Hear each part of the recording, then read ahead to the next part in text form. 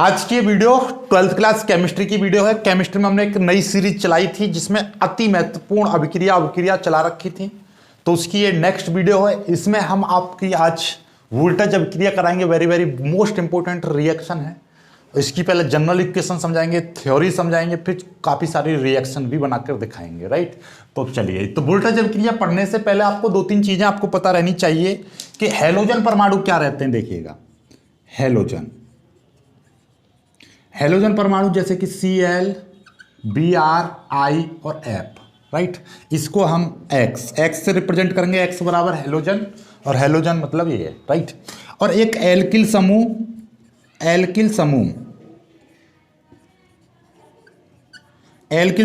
R होता है। R को हम एल्किल समूह कहते हैं, और एल्किल समूह में CH3, C2H5, C3H7 इसी रूप से आगे बढ़ता जाएगा। राइट, एक होता है एल्केन।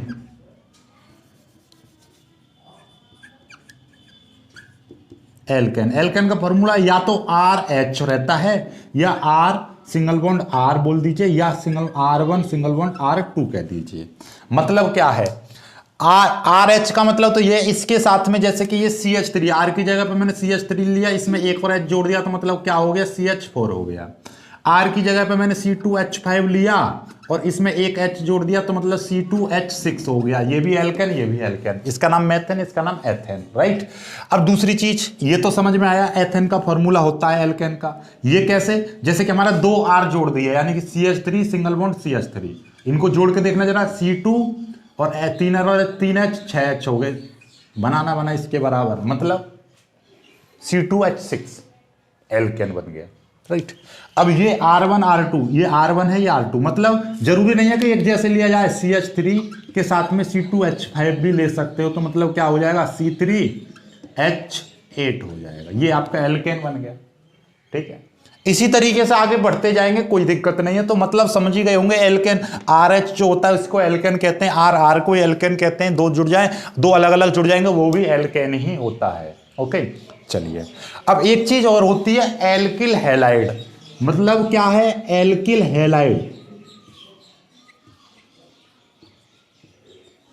एल्किल हैलाइड का मतलब क्या है? एल्किल का मतलब एल्किल समूह R, और हैलाइड का मतलब क्या, हैलोजन समूह। इन दोनों को जोड़ देते हैं तो क्या बन जाता है, एल्किल हैलाइड बन जाता है। जैसे कि CH3Cl, CH3Br, C2H5Cl, इस तरीके से। Maithil chloride, Maithil bromide, ethyl chloride, तो ये सभी क्या है, एल्किल हैलाइड होते हैं। समझ में आ गई बात? और इस एल्किल हैलाइड को हम ऐसे भी लिख सकते हैं, या X सिंगल बॉन्ड R। बात वही है, Cl को आगे लगा दो, यहां पे CH3 लिख दो, अभी भी ये क्या है, मैथिल क्लोराइड है। इसको ऐसे मत बोलना क्लोराइड मैथिल, नहीं बेटा, ये मैथिल क्लोराइड है। यहां पर आपका C2H5Cl को पीछे लगा दो, या Cl को आगे लगा दो, कोई दिक्कत नहीं, अभी भी ये एथिल क्लोराइड ही है। तो इसको ऐसे X सिंगल बॉन्ड R भी लिख सकते हैं ये। ओके, कोई दिक्कत, यहां तक तो कोई समस्या नहीं। यदि ये चीज समझ गए ना आप, तो रिएक्शन बहुत ही प्यार से समझ जाओगे। एक बार मैं फिर से रिवाइज करा दे रहा हूं कि X जो होता है वो हैलोजन परमाणु को रिप्रेजेंट करता है। Cl, Br, I कोई भी एक ले सकते हैं, ये सारे के सारे हैलोजन परमाणु कहलाते हैं। एल्किल R जो है, केवल R एल्किल समूह होता है, जिसको CH3, C2H5, C3H7, C4H9, C5 कितना हो जाएगा 11, C5H11, इसी तरीके से आगे बढ़ते जाएंगे। यानी H में एक बढ़ाओ, और C में एक बढ़ाओ, और H में 2। ये 3 थे, 3 2 5 2 7 2 9 2 11 2 13 2, तो इसी तरीके से आगे बढ़ते जाएंगे। C 1 2 3 4 इस तरीके से। जब एल्केन क्या होती है, R में एक H जोड़ दो, या 2 R'ों को जोड़ दो, R1 R2, यानी अलग अलग भी ले सकते हो, वो सभी एल्केन के फॉर्मूला होते हैं। एल्किल हैलाइड क्या रहता है, R सिंगल बॉन्ड X कह दो, या X सिंगल बॉन्ड R कह दो। राइट, अब अपनी रिएक्शन पर आ जाओ। ये चीज समझ गए तो आपका रिएक्शन चुटकियों में हो जाएगी। रिएक्शन क्या कहती है? रिएक्शन कहती है कि शुष्क ईथर के विलयन में, या ऐसे कहिएगा कि एल्किल हैलाइडों के शुष्क ईथर के विलयन में सोडियम डालकर गर्म करते हैं तो एल्केन बनती हैं। इसी क्रिया को हम वोल्टेज अभिक्रिया कहते हैं। क्या थ्योरी क्या लिखवा रहे हैं हम, ब्लू पेन से लिखेंगे थ्योरी, कि एल्किल हैलाइडों के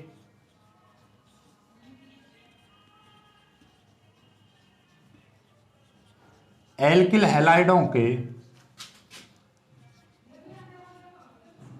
शुष्क ईथर के विलयन में, शुष्क ईथर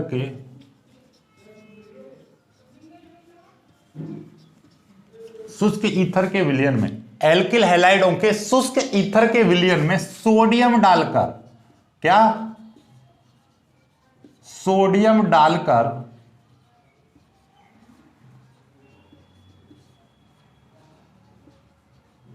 गरम करते हैं तो, सोडियम डालकर गरम करते हैं तो एल्केन बनती हैं, एल्केन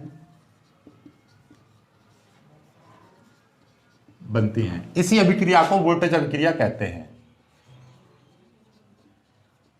इसी अभिक्रिया को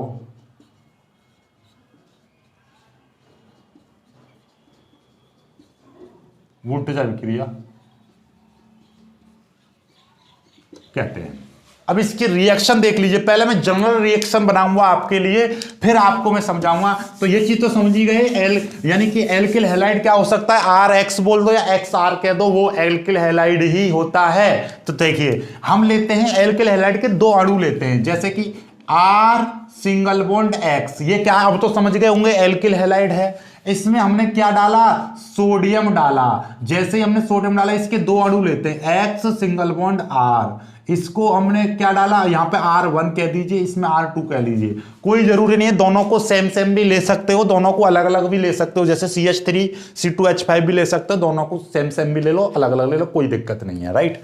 तो जब हम इसकी क्रिया करते हैं तो यहां पर देखिएगा, आपको पता है कि जैसे कि X की जगह पर हमने Cl लिया तो Na के साथ में क्या मिल जाएगा, NaCl मिल जाएगा। लेकिन हमारे पास दो अणु है, एल्केन बनाने के लिए हमको क्या चाहिए था, 2R चाहिए था, या R1 R2 चाहिए था, या RH चाहिए था। इसीलिए यदि मैं एक से क्रिया कराता तो यहां पे H तो है नहीं, इसीलिए हम यहां पर क्या करते, इसके साथ में हमने क्या लिया, 2R लिए, एक R1 एक R2, इसीलिए हमने दो अणु लिए हैं। तो यहां पर ये दो अणु लिए हैं तो सिंपल सी बात है, यहां पर भी एक Cl है, तो एक Na दो Cl के साथ तो जुड़ता नहीं है, इसीलिए हम क्या करते हैं, यहां पर दो की मल्टीप्लाई कर देते हैं, तो ये दोनों मिलके क्या बना लेंगे, 2NaCl बना लेता है। क्या बना लेता है, 2NaCl बना लेता है। इसीलिए हमारे पास में ये बना लेगा इस तरीके से, ये यहां पर जुड़ जाएगा, और क्या बचेगा, R1 R2 बचेगा इधर। तो यहां पर क्या बचा, R1 R2 बचा प्लस, और ये क्या बन गया, ये यहां पर हमने दो की मल्टीप्लाई करी, 2NaX, क्या NaX, ये बचा, यहां पर दो की मल्टीप्लाई कर दी मैंने, तो 2Na आ गए, 2X आ गए, ये आ गए, राइट, और R1 R2 आ गए। इसके नीचे लिख देंगे हम एल्केन, बन गई एल्केन। क्या है, एल्किल हैलाइड। ये क्या है, एल्किल हैलाइड, ये भी एल्किल हैलाइड है। एल्किल हैलाइड में सोडियम डालकर हमने क्या कर दिया, गर्म कर दिया, और ये किसके साथ, शुष्क ईथर के विलयन में, तो यहां पर लिख देंगे शुष्क ईथर भी लिख देंगे। अब रिएक्शन ये पूरी कंप्लीट, स्वयं ईश्वर भी आके नंबर नहीं काट सकते आप। एल्किल हैलाइड को सोडियम डालकर, एल्किल हैलाइडों के शुष्क ईथर के विलयन में सोडियम डालकर गर्म करते हैं तो एल्केन बनती हैं। इसी को हम वोल्टेज अभिक्रिया कहते हैं। जो ईथर है वो उत्प्रेरक का कार्य करती है केवल, और कुछ नहीं, ठीक है। चलिए, तो यहां पर अब इसकी रिएक्शन थोड़ा सा बनाते हैं, बहुत सारी रिएक्शन बनाएंगे, देखिएगा इतनी रिएक्शन कि आप भी घर पर जाके जितनी कॉपी भर लेना, कोई दिक्कत नहीं है। देखो शुरुआत करते हैं हम, पहले लिया R1 की जगह पे मैं क्या ले सकता हूं, CH3 ले लिया मैंने, चलो मैं एक छोटा सा ले रहा हूं, और X की जगह पे मैंने Cl ले लिया प्लस, ये 2Na ले लिया। आंख नीचे के, अब तुम्हें कुछ नहीं करना, अपने आप रिएक्शन देखो, कुछ कहते हैं रिएक्शन बनाने नहीं आते भैया, ये फॉर्मूला याद कर लो इसका रिएक्शन का। अब देखिएगा X की जगह पे मैंने क्या लिया था, X की जगह पे Cl लिया था, तो यहाँ पे X की जगह पे भी Cl लेना पड़ेगा। R2 की जगह पे CH3 ले लो, कुछ भी ले लो जो तुम्हारा मन करे, चलो मैंने CH3 ले लिया, ओके, इसको गर्म कर दिया, शुष्क ईथर लिख देना अपने आप।